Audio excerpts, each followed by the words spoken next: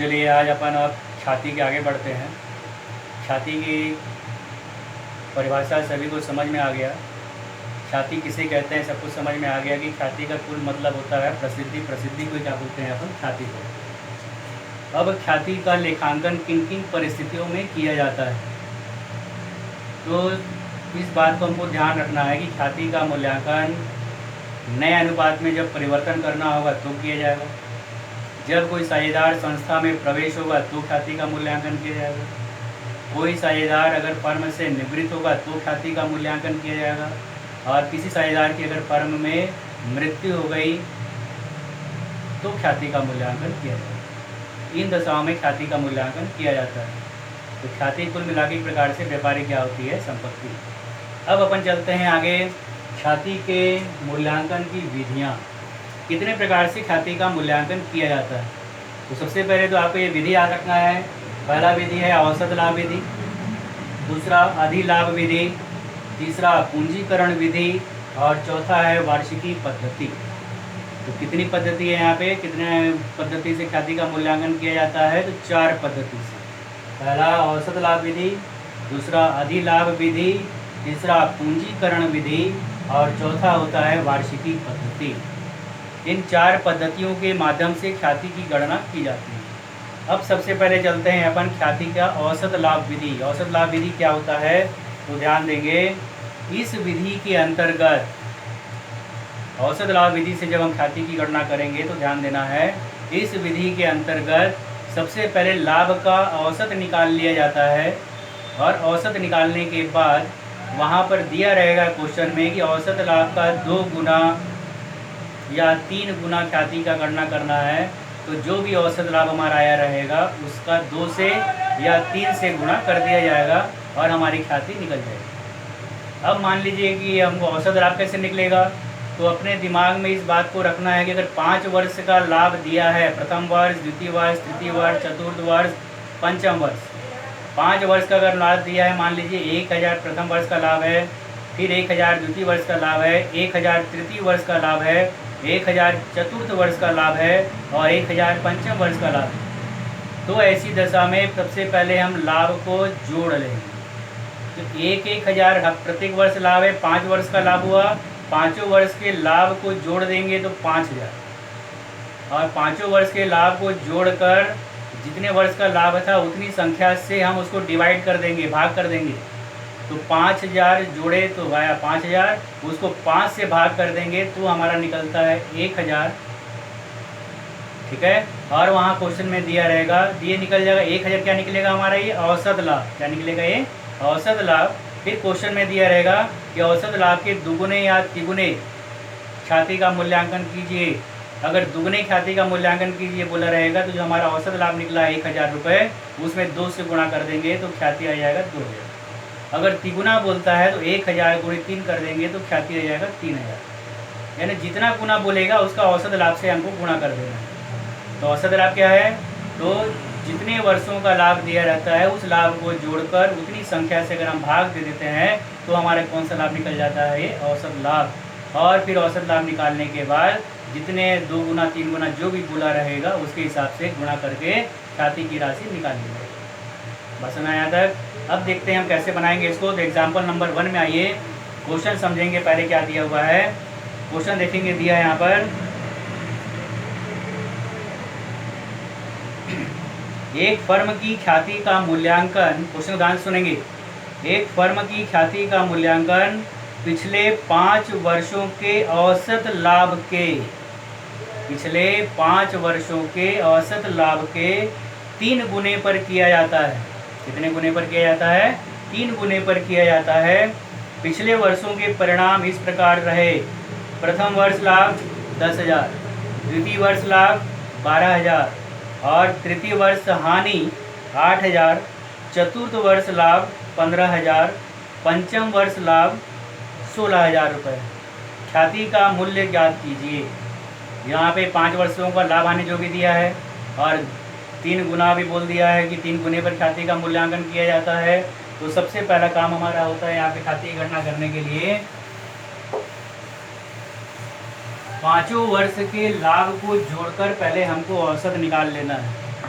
पाँचों वर्ष के लाभ को जोड़कर औसत निकाल लेना है। तो पाँचों वर्ष का लाभ जोड़ने के लिए सबसे पहले प्रथम वर्ष का लाभ यहाँ पे दिया हुआ है, तो या तो प्रथम वर्ष लिखिए, नहीं है यहाँ पे तो यहाँ पे लिखना है औसत लाभ बराबर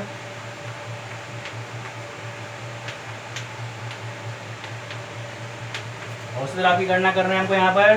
तो औसत लाभ बराबर प्रथम वर्ष का लाभ दिया हुआ है 10,000, तो औसत लाभ प्रथम वर्ष का लाभ 10,000 प्लस द्वितीय वर्ष का लाभ दिया हुआ है, प्रथम वर्ष का लाभ 10,000, द्वितीय वर्ष का लाभ 12,000। लाभ को पहले जोड़ लेना है, हानि को बाद में हम माइनस करेंगे। द्वितीय वर्ष का लाभ 12,000 और फिर बोलता है तृतीय वर्ष हानि 8,000, उसको हम बाद में लेंगे, लास्ट में लेंगे लाभ को जोड़ने के बाद। तो प्रथम वर्ष का लाभ ले लिए 10,000, द्वितीय वर्ष का लाभ ले लिए 12,000, तृतीय वर्ष हानि दिया है 8,000, उसको लास्ट में लेंगे। चतुर्थ वर्ष का लाभ दिया हुआ है 15,000, फिर यहाँ पे चतुर्थ वर्ष का लाभ 15,000 प्लस पाँचवें वर्ष का लाभ दिया हुआ है 16,000, पाँचवें वर्ष का लाभ दिया हुआ है 16,000।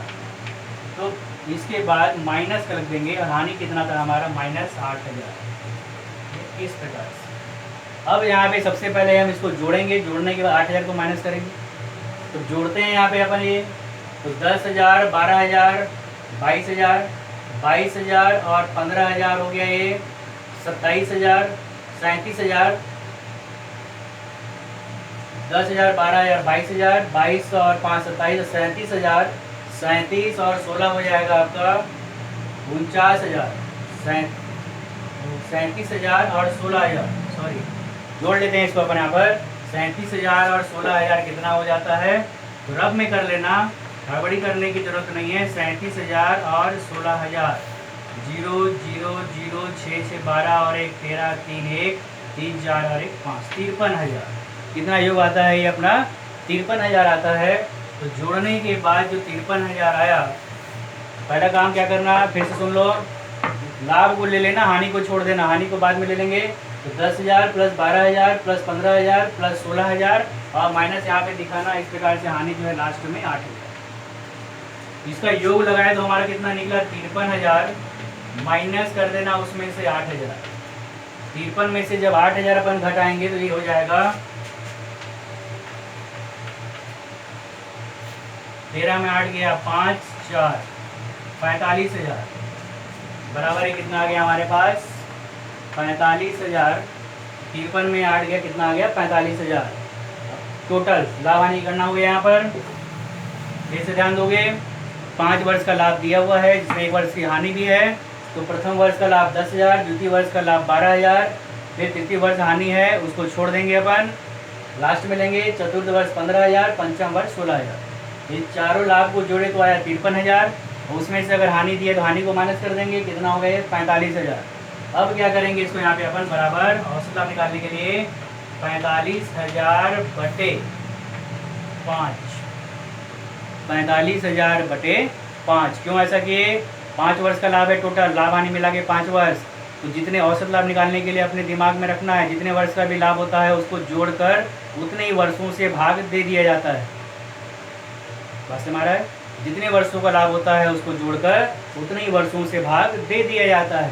तो यहाँ पे हम पूरे वर्षों का लाभ जोड़े तो आया 45,000 और इसको 5 से भाग दे दिए तो 45,000 भागित 5 बराबर 9,000। 5 नहीं है 45।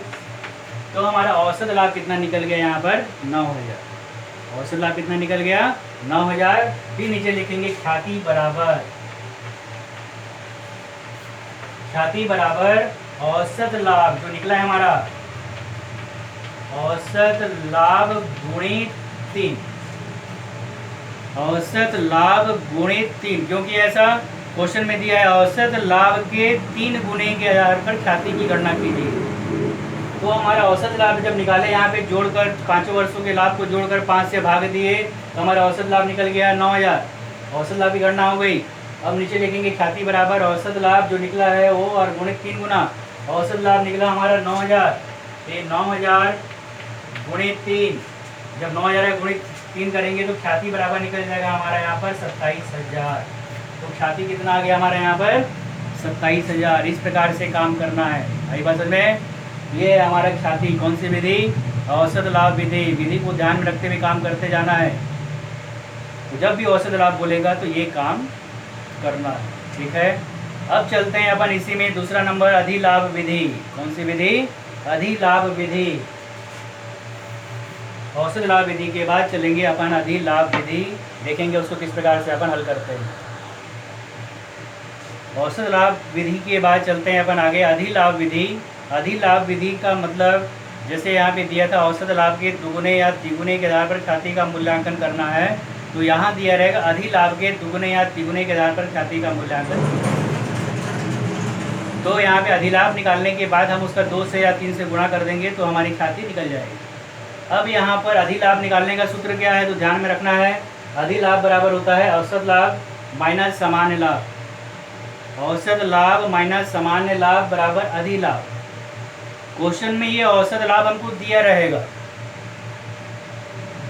सामान्य लाभ हमको निकालना रहेगा। सामान्य लाभ किस पर निकलेगा तो क्वेश्चन में दिया रहेगा कि व्यापार में इतनी पूंजी थी और इस पर इतने 10% के हिसाब से हमको ब्याज देना है या 10% के हिसाब से लाभ देना है।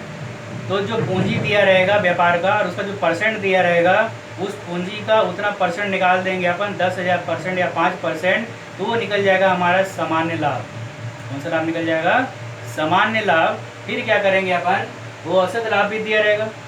अगर औसत लाभ निकाल कर दे दिया है तो ठीक, नहीं तो वहाँ पे 5 वर्षों का लाभ देगा या 4 वर्षों का लाभ देगा।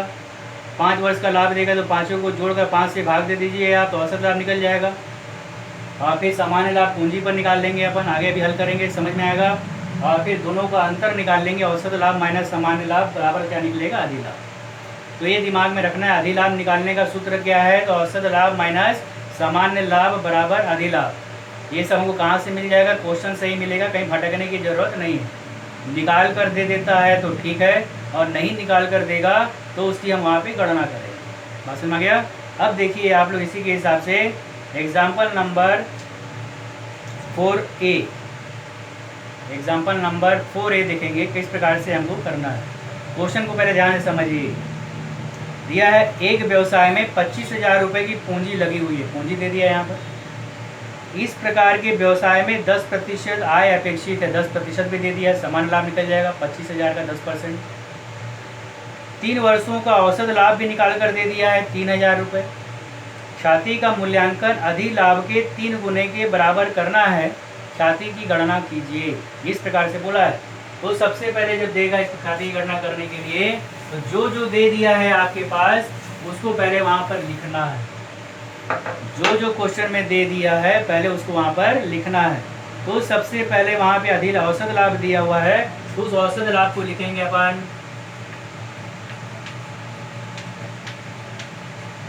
औसत लाभ बराबर दिया हुआ है 3,000, तो औसत लाभ लिखेंगे 3,000। औसत लाभ के बाद फिर नीचे लिखोगे, हमेशा ध्यान रखना जब भी बोलेगा अधिलाभ से बनाइए तो सामान्य लाभ और औसत लाभ वहाँ रहेगा ही। तो सामान्य लाभ बराबर, सामान्य लाभ के लिए बताया हूँ जो पूंजी दिया रहेगा उसका दर से हमको निकाल लेना है। पूंजी दिया हुआ है यहाँ पर 25,000 रुपये और लाभ की दर दिया है 10%। तो 25,000 का यहीं पे गणना कर लो इस प्रकार से, 25,000 गुणित 10/100, ये आपका निकल जाएगा सामान्य लाभ 2500। ये 2 काम जब हो गया हमारे पास तो अधिलाभ अपने आप निकल जाएगा।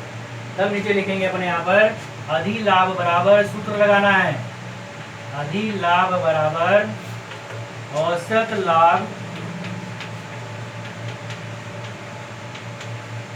माइनस सामान्य लाभ, औसत लाभ माइनस सामान्य लाभ, ये सूत्र लगाएंगे बराबर औसत लाभ दिया हुआ है हमारे पास 3,000, तो औसत लाभ लेंगे 3,000 माइनस सामान्य लाभ दिया हुआ है 2,500, 25,000 का 2,500, तो 3,000 माइनस 2,500। अब इसमें से हम घटाते हैं ये, तो अधिलाभ निकल जाएगा 3,000 में 2,500 घटाएंगे तो 500 निकल जाएगा। कितना निकल जाएगा? 500। तो अधिलाभ बराबर क्या गया यहाँ पे? 500। यहाँ तक बात समझ में आ गया। औसत लाभ दिया था 3,000, सामान्य लाभ निकालेंगे पूंजी का 10%, 25,000 का 10% निकाले, ये आ गया आपका 2,500। इसको निकालने के बाद अब सूत्र लगाएंगे, अधिलाभ बराबर औसत लाभ माइनस सामान्य लाभ। औसत लाभ दिया है 3,000, सामान्य लाभ 2,500, 3,000 माइनस किए 2,500, तो अधिलाभ कितना निकल गया? 500। अब क्वेश्चन में दिया है कि अधिलाभ के कितना गुना बोला है, देखिए उसमें 3 गुने के बराबर ख्याति की गणना करना है। अधिलाभ के 3 गुने के बराबर, तब नीचे लिखेंगे ख्याति बराबर अधिलाभ गुणित 3। पहले लिखना अधिलाभ गुणित 3। अधिलाभ हमारा आ गया 500, गुणित कर देंगे 3, 500 गुणित 3, तो 500 गुणित 3 किए तो 1500 रुपये हमारी ख्याति आ गई। कितनी ख्याति आ गई? 1500। आई बात समझ में? तो इस प्रकार से इस ख्याति की गणना करना है। तो सूत्र को हमेशा याद रखना है। अधिलाभ के लिए सूत्र होता है आपका औसत लाभ माइनस सामान्य लाभ। और ये सब हमको क्वेश्चन से ही मिलेगा, कहीं भटकने की जरूरत नहीं है। केवल अपने दिमाग को ध्यान में रखना है कि औसत लाभ दिया है तो ठीक है, नहीं तो 4 वर्षों का लाभ दिया रहेगा, उस लाभ को जोड़ के 4 से भाग दे देंगे तो हमारा औसत लाभ निकल जाएगा। सामान्य लाभ के लिए पूंजी दिया रहेगा, पूंजी पर लाभांश की दर दिया रहेगा, तो जितना पूंजी है उसको उतना परसेंट निकाल लेंगे तो सामान्य लाभ निकल जाएगा। और फिर हमारा सूत्र लग जाएगा औसत लाभ माइनस सामान्य लाभ बराबर क्या हो जाता है? अधिलाभ। और फिर जितना गुना बोलेगा 2 गुना 3 गुना, तो अधिलाभ का 3 गुना बोलेगा तो 3 से गुना कर देंगे और ये हमारे खाते की राशि निकल जाएगी। ठीक है, आगे बात समझ में? फिर अगला नियम बताते हैं आपको, यहाँ तक सभी करेंगे।